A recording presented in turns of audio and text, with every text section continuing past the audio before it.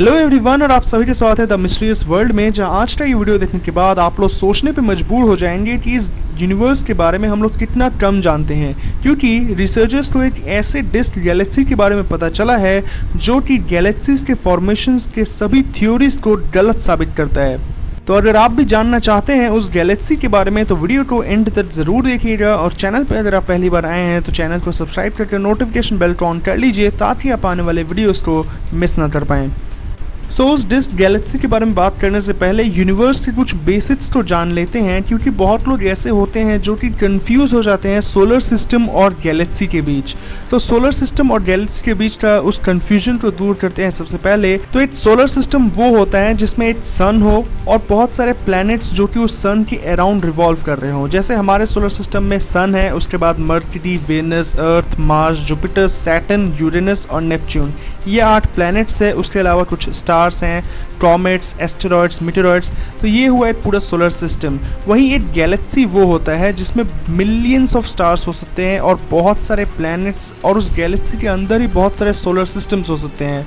सो ये डिफरेंस है एक गैलेक्सी और सोलर सिस्टम के बीच। जैसे कि हम लोग का जो गैलेक्सी है वो है मिल्की वे गैलेक्सी, जिसे हम आकाश गंगा गैलेक्सी भी कहते हैं। सो ये कुछ बेसिक्स हैं जो कि हम सभी को पता होना चाहिए हमारे यूनिवर्स के बारे में।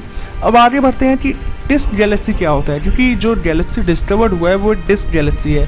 तो अभी आप लोग अपने जो स्क्रीन पे जिस तरह का गैलेक्सी देख रहे हैं वो डिस्क गैलेक्सी है, जो कि डिस्क के शेप में होता है। जो हम लोग का आकाश गंगा या मिल्की वे गैलेक्सी है वो भी काइंड ऑफ डिस्क गैलेक्सी ही है, स्पाइरल शेप में है वो।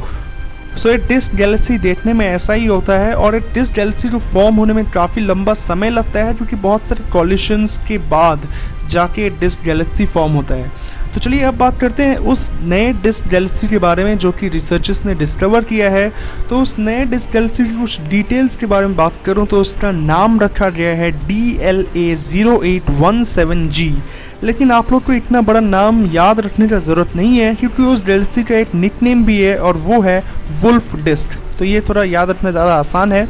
उसके अलावा इस गैलेक्सी के स्पीड के बारे में बात करें तो ये गैलेक्सी 272 किलोमीटर पर सेकेंड के स्पीड से रोटेट कर रहा है, और इस गैलेक्सी को डिस्कवर किया गया है एल्मा टेलीस्कोप के मदद से। लेकिन इस गैलेक्सी का जो सबसे इंटरेस्टिंग डिटेल है जो कि इस गैलेक्सी को बहुत ही ज़्यादा मिस्टीरियस बनाता है वो है इस गैलेक्सी का एज। अब जैसे आपका एक एज है, मेरा एक एज है, वैसे ही हर एक गैलेक्सी का भी एक पर्टिकुलर एज होता है, और इस गैलेक्सी का एज एस्टिमेट किया गया है 12.3 बिलियन ईयर्स। अब ये बहुत ही इंटरेस्टिंग है और बहुत ही मिस्टीरियस भी, क्योंकि हम लोग का जो यूनिवर्स है उसका एज ही है 13.8 बिलियन ईयर्स। और अभी तक गैलेक्सीज के फॉर्मेशन के बारे में हम लोग जो भी थ्योरीज जानते हैं उसके हिसाब से किसी भी ऐसे डिस्क गैलेक्सी जो कि इतना बड़ा हो शेप में, उसे फॉर्म होने में कम से कम 6 बिलियन ईयर्स लगते हैं। लेकिन ये जो गैलेक्सी है ये सिर्फ 1.5 बिलियन ईयर्स में फॉर्म हो गया। मतलब हम लोग का जो थ्योरीज है उसके 1/4 टाइम में ये गैलेक्सी फॉर्म हो गया।